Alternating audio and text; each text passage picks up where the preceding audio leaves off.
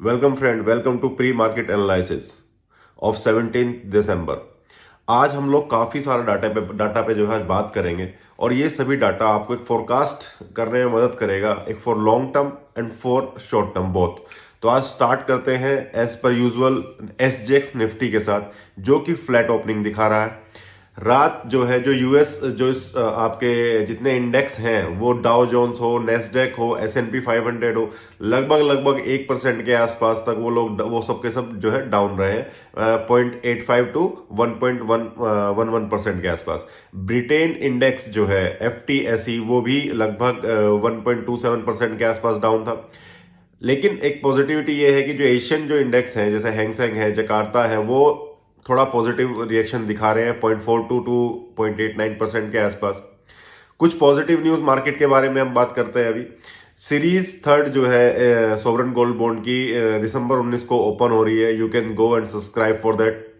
Foreign exchange reserve जो है India के, जो दिसंबर का लास्ट वीक अभी जो खत्म हुआ है, उसमें 2.91 बिलियन जो है वो इंक्रीज हुए हैं। This is a positive news. India ने जो क्रूड पाम ऑयल जो है उस पे जो इंपोर्ट है प्राइस, वो इंक्रीज कर दिया है। क्रूड पे जो इंक्रीज किया है वो किया है $977 पर टन, लगभग बैठेगा 80,780 रुपए के आसपास।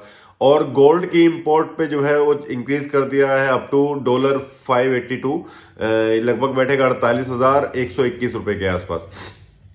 इसमें देखते हैं अब नया एक आईपीओ जो है उसने अपना ड्राफ्ट जो है सेबी के साथ फाइल कर दिया है। लगभग 700 करोड़ जो है वो उसको मार्केट से उठाना चाहते हैं। वो उस कंपनी का नाम है IRM एनर्जी। तो go and research about it, if you find it suitable then go and apply for the IPO. Gautam Adani के बारे में बात करें तो गौतम अदानी की जो वेल्थ है वो लगभग 50 बिलियन डॉलर जो है वो इस साल जो है इंक्रीज हो गई है। और इसरो के रिगार्डिंग न्यूज ये आ रही है कि लास्ट 5 ईयर में इसरो ने लगभग 177 जो सैटेलाइट्स हैं, फॉरेन सैटेलाइट्स हैं, वो प्रक्षेपित की है, वो स्थापित की है उनके कॉन्स्टलेशंस में। इसके बाद में अगर थोड़ा सा स्पेसिफिक चलते हैं स्टॉक्स की तरफ, तो स्टॉक्स में हम बात करेंगे पहले ICICI के बारे में, जो बैंक के बारे में। उसने कल अपना जो FD जो रेट है वो 0.60% इंक्रीज कर दिया है। ये जो न्यूज़ या फिर ये जो इंक्रीज हुआ है, ये HDFC का जो लास्ट इंक्रीज था FD रेट का 0.75%, उसके बाद में इन्होंने ये अनाउंस किया है। HPCL ने 10,000 करोड़ मार्केट से रेज करने के लिए जो है एग्रीमेंट, मतलब एग्री हो गया है, और डिबेंचर्स के थ्रू ये जो अमाउंट है ये वो रेज करेगा। HDFC बैंक में को अलॉट हुए हैं बॉन्ड्स ऑफ 5,000 करोड़ रुपीज। अब इसका क्या मार्केट में इफेक्ट पड़ना है, please go and research. Reliance digital health ने एक्वायर कर लिया है सिंकॉन INC को। लगभग 2.25% जो इसका स्टैक है उसने उसका ले लिया है। अब सिंकॉन INC जो काम करता है वो ये करता है कि जो मशीन लर्निंग पे और ब्रेन सिग्नल टेस्टिंग के ऊपर काम करता है। पहले वो ब्रेन सिग्नल्स को कैप्चर करता है, देन उसको मशीन लर्निंग और के थ्रू उस सिग्नल को थॉट्स के साथ जो है एसोसिएट करता है। तो एक मेंटल हेल्थ की तरफ एक रिलायंस जो है वो अपना कदम जो है वो बढ़ा चुका है। और यहाँ से जब आप जो आगे जो इन्फॉर्मेशन मिलने वाली है, this will give you a brief analysis और a forecast of the Indian economy, जो पास्ट को देखेंगे हम लोग और फ्यूचर को एक्सपेक्ट करेंगे कि क्या हो सकता है।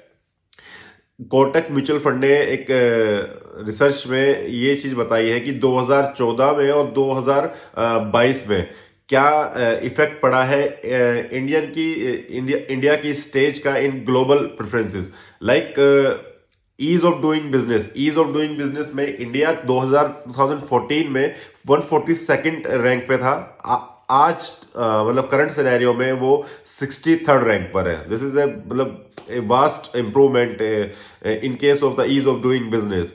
इकोनॉमी साइज जो है, जो इंडिया का जो 2014 में था, जो वर्ल्ड इकोनॉमी को देखते हुए वो 10th पोजीशन पे था और आज जो है 5th पोजीशन पे है। Just look at the numbers. Global GDP में जो इंडिया का पार्ट था वो 2.6% था 2014 में, और 2010 में जो है 2022 में जो है 3.4% है। This is increasing.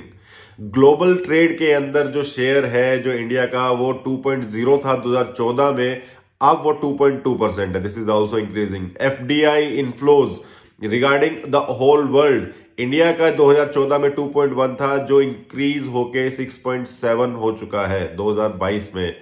Auto production in case of the whole world, जो ऑटो प्रोडक्शन है, जो ऑटोमोबाइल प्रोडक्शन है, वो 7th रैंक पे थे 2014 में हम लोग, और आज 4th रैंक पर है। स्टील प्रोडक्शन में हम लोग 2014 में 4th रैंक पे थे, जो आज 2nd रैंक पे है। मोबाइल प्रोडक्शन में 12th रैंक से हम लोग ने 2nd रैंक अचीव कर ली है।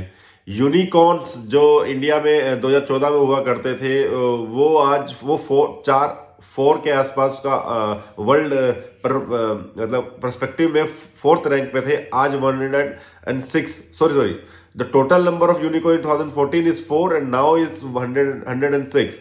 ब्रिक्स जो संगठन है हम लोगों का, उसमें जो है 14% का वेटेज हुआ करता था कभी 2014 में, और आज जो है 29% का हमारा उसमें वेटेज है। इमर्जिंग जो आपका अभी इस पे बात, हाँ, इमर्जिंग मार्केट जो वेटेज है, सॉरी, इमर्जिंग मार्केट वेटेज में हम 7% से 15% की तरफ फॉरवर्ड हम चल रहे हैं। क्लाइमेट चेंज जो परफॉर्मेंस इंडेक्स है in case of the whole economy और द होल वर्ल्ड और इंडियन इकोनॉमी में, वो 31st रैंक से हम लोग 10th पे आ गए हैं। This is again a positive signal. Global innovation index के अंदर हम लोग 83 से 46 पे आ गए। Much more thing to do in this field. तो ये सब चीजें एक बार माइंड में पर्सपेक्टिव में रखिएगा, और देन मेक द डिसीजन कि मार्केट आपके लिए क्या सोच रहा है in long term. Short term के लिए मैं कोई ट्रेडिंग कुछ भी चीज या फिर आपका फ्यूचर ऑप्शंस स्टॉक्स में इन्वेस्ट करने के लिए मैं कोई सजेशन करता नहीं हूँ। म्यूचुअल फंड मेरे को अच्छे लगते हैं, तो I personally invest in mutual funds, और आप लोग भी इन्वेस्ट करने से पहले अपने एडवाइजर से एक बार राय जरूर लें। Thank you so much for hearing me today, और हम लोग कल फिर मिलते हैं। टिल देन आप जो है सब्सक्राइब, लाइक और शेयर जरूर करें चैनल को। Thank you so much.